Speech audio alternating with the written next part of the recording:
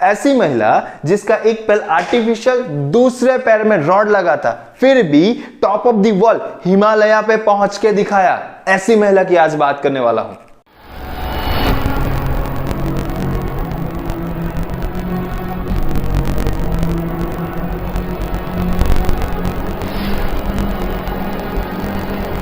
हाय, चिराग Parmar here. आप सबका स्वागत है मेरी चैनल कारवेशन में। आज हम नेवर गिव अप सीरीज का दूसरा एपिसोड दी माउंटेनर अरुणिमा सिन्हा जी की बात करने वाले हैं।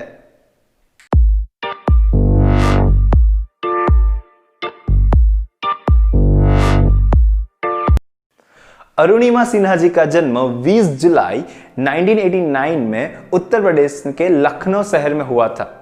उनके पिताजी आर्मी में एक इंजीनियर थे और उनकी माता सुपरवाइजर थी हेल्थ सेंटर में। उनके 4 भाई बहन थे और वो इतने पैशनेट थे अपने देश के लिए। वो पैरा मिलिट्री ज्वाइन करने वाले थे। उसके साथ साथ वो नेशनल वॉलीबॉल प्लेयर है। उसके साथ साथ वो फुटबॉल भी खेला करती थी। एक इंसिडेंट की बात करने वाला हूँ जिसने उनकी पूरा लाइफ चेंज करके रख दी। अरुणिमा सिन्हा जी के साथ 11 अप्रैल 2011 को एक इंसिडेंट हुआ। वो अपनी जॉब के लिए दिल्ली जा रही थी, लखनऊ से दिल्ली पद्मावत एक्सप्रेस में। वहां पे कुछ गुंडे घुस आए और वहां सब चोरी कर रहे थे, किसी को लूट रहे थे। वो उनके पास भी आए। उन्होंने गोल्ड चेन पहनी हुई थी, तो वो गोल्ड चेन लेने के लिए उनके साथ फोर्स करने लगे। लेकिन वो एक प्लेयर थी, ऐसे कैसे दे दी थी? उन्होंने फाइट बैक किया। उसी फाइट बैक में उस गुंडों ने उनको उठा के ट्रेन से बाहर फेंक दिया। और उसी टाइम पे सामने से एक ट्रेन आ रही थी, सामने वाले ट्रैक पे एक ट्रेन आ रही थी और वो ट्रेन के साथ वो टकरा के नीचे गिर गई। उनको इतनी सारी इंजरीज हुई, उनका लेग में से बहुत सारा खून निकल रहा था। उसी टाइम पे वो दोनों ट्रैक के बीच में पड़ी हुई थी। उनका माइंड चल रहा था लेकिन बॉडी कोई जवाब नहीं दे रही थी। उन्होंने उठने की बहुत कोशिश की लेकिन उठ नहीं पाए। वो पूरी रात अप्रोक्सीमेट 7 से 9 घंटे तक वही 2 ट्रेन के ट्रैक के बीच में पड़ी रही। अराउंड 49 ट्रेन वहां से पास आउट हुई और वही टाइम पे वो वहां पे कॉन्शियस थी अपने माइंड से। सुबह सब लोगों ने देखा कि यहाँ पे कोई पड़ा हुआ था, तो सुबह उन लोगों ने उनको बरेली डिस्ट्रिक्ट के हॉस्पिटल में पहुंचाया। लेकिन ट्रेजेडी देखिए, वहां पे पहुंचने के बाद उनको पता चला, डॉक्टर को पता चला कि यहाँ पे ना ही एनेस्थेसिया है ना ही ब्लड है। तब ये चीज अरुणिमा सिन्हा जी सुन रही थी। उन्होंने बोला, डॉक्टर साहब मैं वहां 7 घंटे पड़ी रही, 49 ट्रेन वहां से पास हुई, पूरा बॉडी वाइब्रेट कर रहा था। तब इससे बड़ा तो दुख नहीं होगा ना, आप मेरा पैर काट दीजिए विदाउट एनेस्थेसिया। और वो लोग भी शॉक रह गए। ब्लड की क्या बात कर दे, ब्लड के लिए वो डॉक्टर खुद तैयार हो गए। उन्होंने देखा कि ये लड़की इतनी स्ट्रांग है, बिना एनेस्थेसिया के पैर कटवाने तक रेडी हो गई, तो ब्लड तो हम लोग दे ही सकते। तो वहां उन्होंने स्टाफ में डॉक्टर, फार्मासिस्ट, नर्सेस जितने हो सके उन्होंने इकट्ठा होकर उनको ब्लड दिया और वहां से उनका पैर काटा। ये बात मीडिया में चली गई। मीडिया वालों ने देखा ये तो नेशनल प्लेयर है, वॉलीबॉल प्लेयर है। तो वहां से उनको शिफ्ट किया लखनऊ से दिल्ली एम्स में शिफ्ट किया। वहां प्लेयर होने की वजह से, नेशनल प्लेयर होने की वजह से उनको बहुत अच्छी सी ट्रीटमेंट मिल रही, बहुत अच्छी सी ट्रीटमेंट मिली। वहां वो आई थिंक 4 मंथ तक वो वहीं रहे। लेकिन इन बीच में बहुत सारी अफवाहें उड़ने लगी। पहली अफवाह, अरुणिमा सिन्हा जी के पास टिकट नहीं थी। हाँ, एक नेशनल प्लेयर टिकट बिना कैसे जाएगा, सोचिए। दूसरी अफवाह, वो खुद सुसाइड करने पहुंच रही लेकिन जिंदा रह गई। इस अफवाह का जवाब उनकी फैमिली दे रही थी।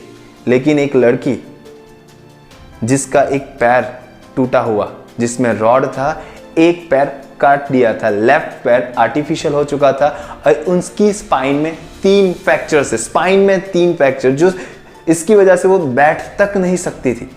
ऐसी सिचुएशन में यह बाहर ऐसी अफवाह चल रही थी और उनके दिमाग में कुछ और। वो सोच रही थी कि इन सबको मैं जवाब दूंगी, मुझे कुछ बड़ा गेम करना है।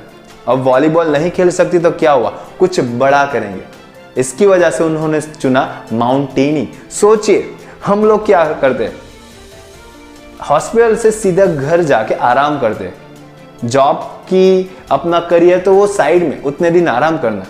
4 महीने, एक पैर टूटा हुआ, एक पैर में रॉड और 3 फ्रैक्चर इन स्पाइन। लड़की उठ के बोलती है मुझे माउंटेनिंग करनी है। सीधे हॉस्पिटल से घर नहीं जाती है, हम लोग सीधे घर जाके आराम करते, वो घर नहीं जाती, वहां बच्छेंद्री पाल मैम के पास जाती है, जिन्होंने 1984 में हिमालय एवरेस्ट सबमिट किया था। उस मैडम को मिलने जाती है।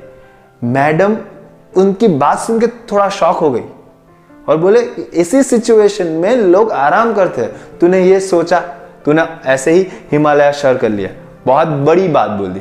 अब सिर्फ तुम्हें पब्लिक को दिखाने के लिए ये करना है। लेकिन आप लोगों को पता है हिमालय तक पहुंचने के लिए, माउंट एवरेस्ट तक पहुंचने के लिए आपको बहुत सारा फंडिंग की जरूरत रहती है। वो मिडिल क्लास फैमिली से आ रही थी और ऐसे भी ये सब होने के बाद उनकी फाइनेंशियली इतनी स्टेबल नहीं थी, तो वो स्पॉन्सर ढूंढने लगी। उनको स्पॉन्सर भी मिल गया। उन्होंने बच्छेंद्री पाल मैडम के अंडर में ट्रेनिंग स्टार्ट कर दी। वहां पे रोड साइड से बेस कैंप तक पहुंचने के लिए सिंपल लोगों को, हमारे जैसे लोगों को, फिट लोगों को 2 मिनट लगते थे, उनको 3-3 घंटे लगते थे। लेकिन फिर भी हार नहीं मानी, उन्होंने बहुत सारी ट्रेनिंग ली। 8 महीने की ट्रेनिंग के बाद वो रेडी हो गए वहां माउंट एवरेस्ट पर पहुंचने के लिए। आप लोगों को पता है, अब जब भी नई सिटी में जाओगे ना, तो आपको एक गाइड की जरूरत पड़ती है। यहां पे भी कुछ ऐसा था, आपको वहां पे एक शेरपा की जरूरत रहती है आपके साथ माउंटेन पे जाने के लिए। तो वो शेरपा को पास गए, शेरपा को बोला कि ऐसी ऐसी कंडीशन है, आपको इनको लेके जाना है। शेरपा ने सीधे ना बोल दिया, नहीं कर सकता ये, उनकी वजह से मेरी जान क्यों खतरे में डालो। ऐसे तैसे करके शेरपा को भी कन्विंस किया उन लोगों ने। अरुणिमा सिन्हा जी एक चीज बहुत कहा करते हैं कि जैसे हम लोग सोचते हैं ना, हमारी बॉडी ऐसे ही रिएक्ट करती है। वो शेरपा को एग्री करने के बाद वो लोग सफर पे निकल गए, लेकिन सफर बहुत कठिन था, सीधा सफर नहीं था। वो हिलेरी स्टेप तक तो पहुंच गए। हिलेरी स्टेप के बाद सीधा माउंट एवरेस्ट आता है। तो हिलेरी स्टेप पर पहुंचने के बाद उनका शेरपा उनको बहुत शॉकिंग न्यूज देता है, अरुणिमा सिन्हा जी आपका ऑक्सीजन खत्म हो गया, आपको यहां से पीछे चलना है। वो वहां पे ऐसे खड़े रह गए और बोला यहां तक आके वापस जाऊं।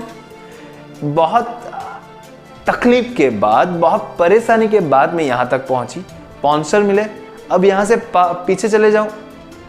पीछे जाके भी वो ऐसा बोल सकते थे हाँ कि मेरा ऑक्सीजन खत्म हो गया था, मैं रिटर्न आ गई, कोई मुझे पूछने वाला नहीं था। लेकिन मैं तो अपने आप से पूछती हूं ना, क्योंकि सबसे बड़ा मोटिवेशन मैं खुद हूं। उसके बाद वो वहां पे खड़ी रही, सोचा, उनकी मां और अपनी मैडम की बात याद की। आप लाइफ में ऐसे टाइम पे होगे जहां पे कोई आपको हेल्प नहीं करेगा, अपने डिसीजन खुद ही लेना पड़ेगा। तब क्या करोगे? तब पीछे मुड़ के देखना आप कितने स्टेप आ गया है, अपने सफर में कहां तक पहुंचे और कहां तक जाना है। सिर्फ एक स्टेप ले लेना, आप टॉप ऑफ द वर्ल्ड होगे। और उन्होंने शेरपा की बात नहीं सुनी और वो चलने लगी। उसके बाद 1 या 1.5 घंटे में वो माउंट एवरेस्ट तक पहुंच गई। 1 या 1.5 घंटे में। बहुत खुशी का मौका था उनके लिए। ये मेरे भी गूज़बम्प हो रहे। आप सोचिए उनकी कितनी मेंटल स्टेबिलिटी और कितने खुश हुए होंगे। वहां पे पहुंच के वो वहां पे 21 जुलाई 2013 को वहां पे पहुंचे थे।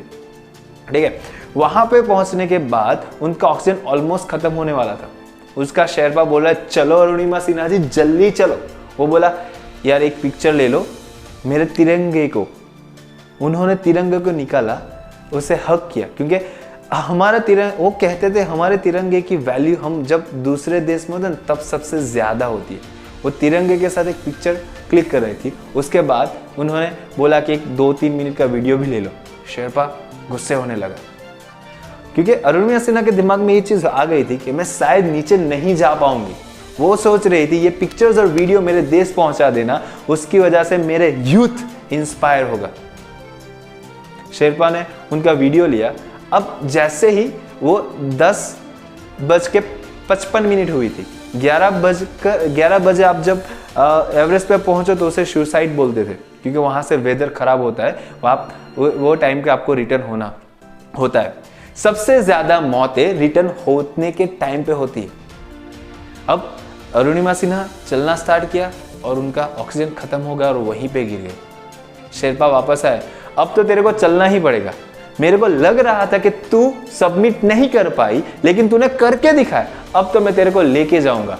लेकिन वो पूरे गिर गए थे क्योंकि नो ऑक्सीजन इज देयर, वहां पे ऑक्सीजन नहीं था, सिलेंडर खत्म हो गया था। थोड़े नीचे चलने के बाद वो वहां पे गिरे हुए थे, लेकिन उनका नसीब देखिए, वेदर खराब होने की वजह से वहां से एक ब्रिटिश क्लाइंबर वहां तक पहुंचा, ऑक्सीजन का बॉटल फेंका और चल गए। उनके शेरपा ने वो ऑक्सीजन बॉटल वहां के लेके आया और उनको लगाया और बोला तुम बहुत लकी हो। वहां भी अरुणिमा सिन्हा जी सोच रहे थी कि लक भी उसका साथ देती है जिसमें जीतने का जज्बा हो, जिसमें जीतने का जज्बा हो, और जज्बा उनमें बहुत था। अब तो सोचा नीचे जाना ही है। सबको लगा था कि अरुणिमा सिन्हा वापस नहीं आएगी। वो वहां से हिलरी स्टेप से वहां नीचे आने में सबको 17 या 18 घंटा लगते थे, उनको 28 आवर्स लगे, 28 घंटे लगे। लेकिन 28 घंटे में जब वो नीचे पहुंचा, वहां कैंप की जब उन्होंने चेन खोल के अंदर गया, तब सब शॉक हो गए और सब खुश हो गए। वो बोल रहे थे हम लोग को लगता था कि तू नहीं आ पाएगी, लेकिन उन्होंने करके दिखाया। वापिस बोल रहा हूं, एक पैर नहीं है आर्टिफिशियल, दूसरे में रॉड लगा था और 3 स्पाइन फ्रैक्चर्स थे, फिर भी करके दिखाया। आप सोचिए, आप फिट होते हुए भी कुछ नहीं कर पाते, उन्होंने इतनी तकलीफ होते हुए भी ये करके दिखाया। उनकी इस बहादुरी के लिए 2015 में पद्मश्री से नवाजा गया और वो आज भी as a climber, as a motivational speaker काम कर रही है। उन्होंने अरुणिमा सिन्हा फाउंडेशन स्टार्ट करके अपने जैसे विकलांग लोगों के लिए काम कर रही है। वो एक चीज और बोला करती थी, आदमी विकलांग शरीर से होता है, दिमाग से नहीं। जो लोग दिमाग से विकलांग हैं तो आप, मैं और सब विकलांग है। समझ रहे हो वो क्या कह रही है? इसलिए उठो। इस कैरेक्टर से हमें क्या मोटिवेशन मिलेगा, अब हम देखेंगे क्विक मोटिवेशन।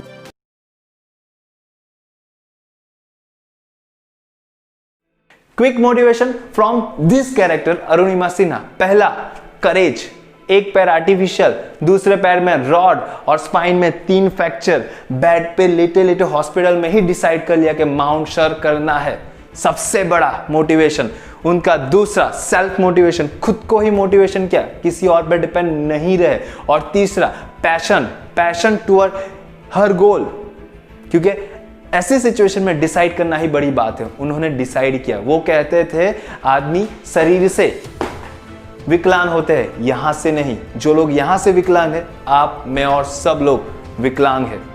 बहुत स्ट्रॉन्गर माइंड के साथ उन्होंने बहुत सारे एवरेस्ट मींस बहुत सारे माउंटेन सर किए, you can see the list. और उसके साथ साथ उनको बहुत सारे अवार्ड तक मिले। ऐसे मोटिवेटर, ऐसे माउंटेन, ऐसे the great person, great woman को मैं भी लाइफ में मिलना चाहूंगा। और ये मेरा एम्बिशन है। और आप समझ लीजिए, मुझे लाइफ में एक बार उनसे मिलना ही है। और एक स्वीट वीडियो के साथ छोड़े जा रहा हूं आपको, देखिएगा। उस स्वीट वीडियो में वो माउंटेन पे थी फ्लैग के साथ, बहुत अच्छा, मेरे तो रोंगटे खड़े कर दिए थे। आप लोग देखिए। आप लोग को ये वीडियो अच्छा लगे, पहले कमेंट कीजिए, उसके बाद लाइक कीजिए, और अच्छा लगे तभी शेयर कीजिए, सब्सक्राइब कीजिए। Thank you and take care, have a nice day. आज मेरे लाइफ का सबसे बड़ा सपना पूरा हुआ और मैं टॉप ऑफ द वर्ल्ड पे हूँ और बहुत खुश हूँ और सबको ये मोटिवेशन देना चाहती हूँ कि हर आदमी अगर अपने लक्ष्य को बनाए तो वो कभी नहीं हार माने और वो अपने टॉप को, अपने लक्ष्य को जरूर पाएगा। इसलिए जैसे मैं, ऐसी हालात में होने के बाद भी मैं आज यहाँ हूँ।